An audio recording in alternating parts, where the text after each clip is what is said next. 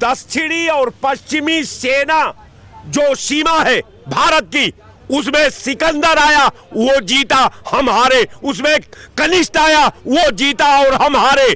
लेकिन तीसरी बार उसी सीमा में भारत की प्रधानमंत्री इंदिरा गांधी ने जब आवाज उठाई तो पाकिस्तान हारा और भारत जीता। ये दुनिया के इतिहास को मोड़ने का भारत के पास एक गौरवमयी इतिहास का पैरा जुड़ा हुआ है। नमस्कार, मैं हूं ज़ेबा और आप देख रहे हैं द इंडिया लाइव। जहां एक और भारत पाकिस्तान के बीच जो तनाव है वो थम गया है, लेकिन दूसरी ओर हमारे देश में ये भी एक जंग छिड़ गई है, इसे राजनीतिक मुद्दे कहें या फिर आम जनता के मुद्दे, कि लोग ये कह रहे हैं कि अभी पाकिस्तान को और अच्छे से सबक सिखाया जा सकता था। सीज फायर अचानक क्यों हुआ? लेकिन वहीं कुछ लोग सीज फायर को लेके सहमत भी नजर आ रहे हैं। इस जो टॉपिक पर बात करने के लिए हम मौजूद एक बार फिर से जो लखनऊ की एक फेमस जगह कही जाती है दारुल शफा, जो कि हजरतगंज एरिया में, यहाँ पर कुछ लोग से बात करेंगे कि ये फैसला किस हद तक ठीक है, क्योंकि पब्लिक की राय भी हमारे लिए बहुत इंपॉर्टेंट है। तो हमारे साथ एक बार फिर से राय साहब, जो कि बहुत अच्छा बताते हैं कोई भी मुद्दा हो, तो इनसे सबसे पहले जानते हैं सीज फायर का ऐलान होना किस हद तक ठीक है? देखिए, सीज फायर कोई फैशन में नहीं किया जाता। सीज फायर जो है देश की इंसानियत का रक्षा हित किया जाता है, देश का संप्रभुता के मंडराते हुए खतरे के विपरीत किया जाता है। सीज फायर के माध्यम से हम अपने टारगेट को निशाना बनाते हैं और निशाना बना करके जो हमारी मुकम्मल पॉलिसी होती है, जो युद्ध की पॉलिसी होती है, उसमें उस पॉलिसी के तहत हम सीज फायर से अपने विरोधियों का जो है ऑपरेशन करते हैं। अब रह गया सवाल कि सीज फायर शुरू हुआ, आकस्मिक बगैर वजह का रुक गया। रुकने के बाद उसमें तमाम अंतर्राष्ट्रीय सरकारों द्वारा, अंतर्राष्ट्रीय देशों द्वारा हमारे पॉलिसी में इंटरफियर किया जाने लगा। मैं तो सवाल आपसे करता हूं कि जो ये पूरे घटनाक्रम था, जब घटनाक्रम का 27 लोग भारत के पहलगांव में मारे गए, तब भी अमेरिका था। ये अमेरिका तब तक इसका कान नहीं खुला जब तक हमारे लोग जो है निरंतर जो है आतंकवाद के शिकार होते रहे। ये केवल जो है भारत को दिशा विहीन करता रहा। दिशा विहीन करने के बाद जब भारत ने अपना लक्ष्य को भेदने का रणनीति जब हमारी सेनाओं ने बनाया, तो पूरी देश की विपक्ष की पार्टियां प्रधानमंत्री के नेतृत्व को स्वीकार की और संवैधानिक अधिकार भी दिया कि सरकार के हर फैसले में भारत की 142 करोड़ जनता आपके साथ है। मतलब जो देखिए, सबसे पहले जब सीज फायर का ऐलान हुआ था, ना भारत की तरफ से ना पाकिस्तान की तरफ से कोई भी आधिकारिक ऐसा पोस्ट किया गया कि सीज फायर का ऐलान हो गया, दोनों देशों की सहमति बन गई, बल्कि सबसे पहले अमेरिकी राष्ट्रपति जो ट्रंप है, उन्होंने इसका ऐलान किया अपने ट्विटर हैंडल पे। तो ऐसा क्यों? सबसे पहले इस पे भी लोग आपत्ति जता रहे, क्या मानते हैं? देखिए, आप तो जानती हैं कि पाकिस्तान और भारत कभी एक ही था 47 से पहले। वो हमसे ही बटा हुआ देश है। हम शुरू से ही पंडित जवाहरलाल नेहरू जी से लेकर के, लाल बहादुर शास्त्री जी से लेकर के, मोरारजी देसाई से लेकर के, इंदिरा गांधी से लेकर के, राजीव गांधी से लेकर के, बीपी सिंह से लेकर के, एच.डी. देवेगौड़ा से लेकर के, पी.वी. नरसिंह राव से लेकर के, अटल जी से लेकर के, तमाम मनमोहन सिंह जी से लेकर के, हम निरंतर एक भारत और पाकिस्तान के मध्य पॉलिसी बनाकर रखा कि भारत और पाकिस्तान में हम तीसरे पक्ष को स्वीकार नहीं करते। चूंकि पाकिस्तान का मामला भारत का आंतरिक मामला है, हम इसमें तीसरा पक्ष का एंट्री नहीं होने देंगे। लेकिन हुआ क्या? तीसरे पक्ष की एंट्री तो हुई। तीसरा पक्ष जो काम, जो घोषणा हमारे देश के प्रधानमंत्री को करना चाहिए, आप ठीक है, आप अंतरराष्ट्रीय युद्ध नीति में आप अमेरिका के प्रभाव में आ जाते हैं, हमें कोई वह सवाल आपसे नहीं करना है।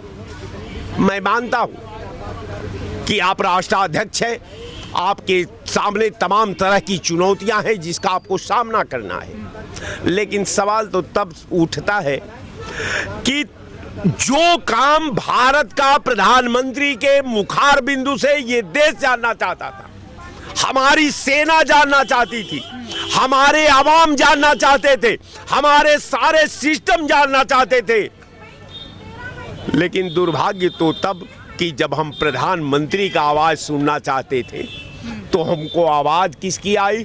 ट्रंप की आवाज आई।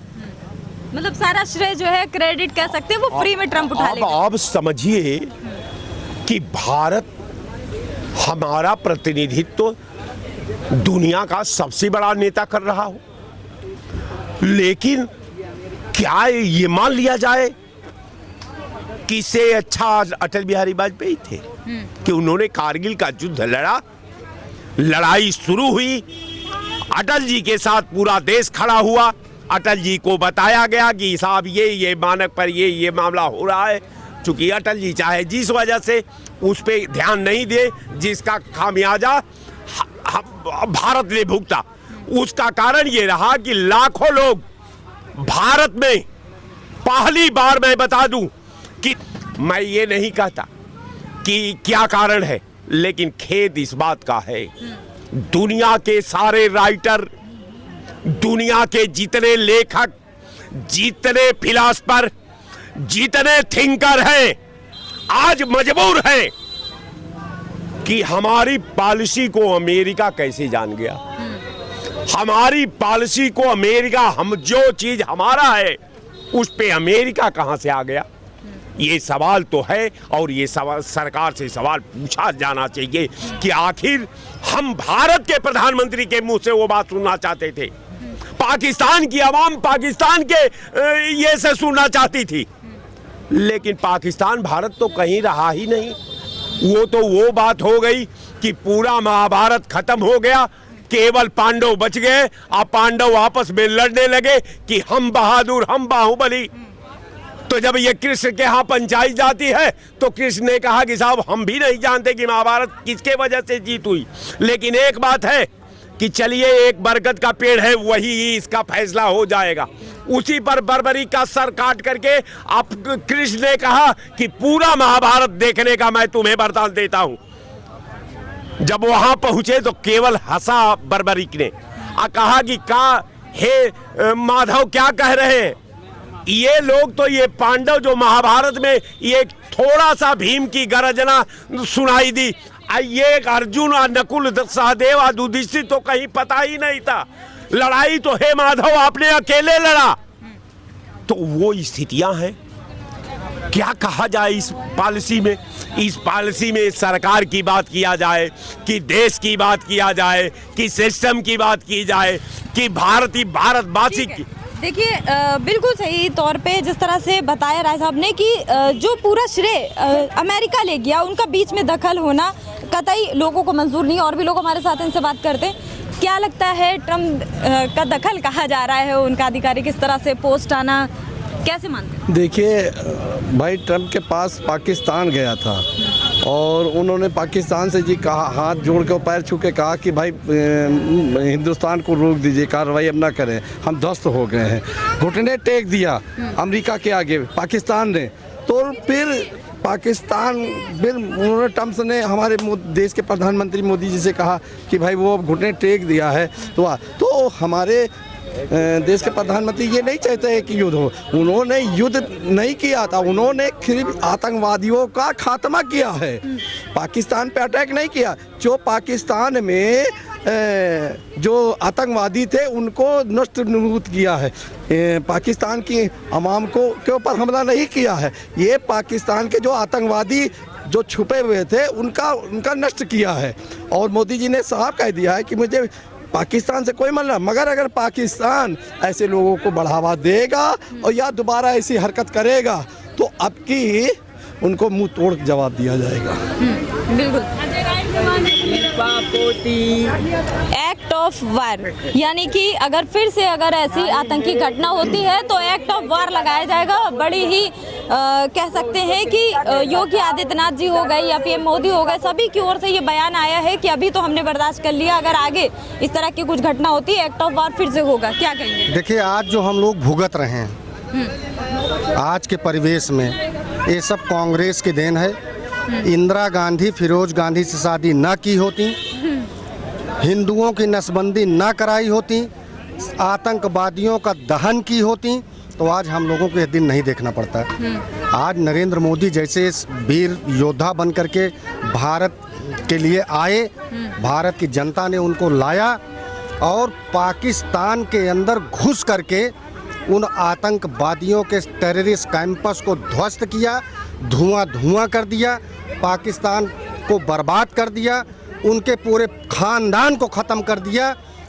ये हम लोगों को गर्व होना चाहिए, हमको अपनी सेना पर गर्व होना चाहिए, हमको अपने देश के प्रधानमंत्री पर और रक्षा मंत्री और गृह मंत्री पर गर्व होना चाहिए। गर्व की आपने बात की है तो यहाँ पर ये जानना चाहेंगे कि सीज फायर का जो डिसीजन अचानक सामने आया, कुछ लोग इस पे सहमत हैं, वही विपक्ष का कुछ ये भी कहना आ रहा है कि बीच में अमेरिका का दखल ठीक नहीं है, या सीज फायर का ऐलान बहुत जल्दी हो गया, और अगर ऐलान होना ही था तो सबसे पहले जिन्होंने बड़ी कार्रवाई की है हमारे देश के जो बड़े बड़े मुखिया बैठे उनकी ओर से आना चाहिए था। देखिए, मैं आपको बता रहा हूँ, सीज फायर होना भी जरूरी था, क्योंकि भारत करीब करीब अपना काम कर चुका था और लास्ट स्टेज पर भारत था कि हम अब पाकिस्तान को भी हम ले डूबेंगे।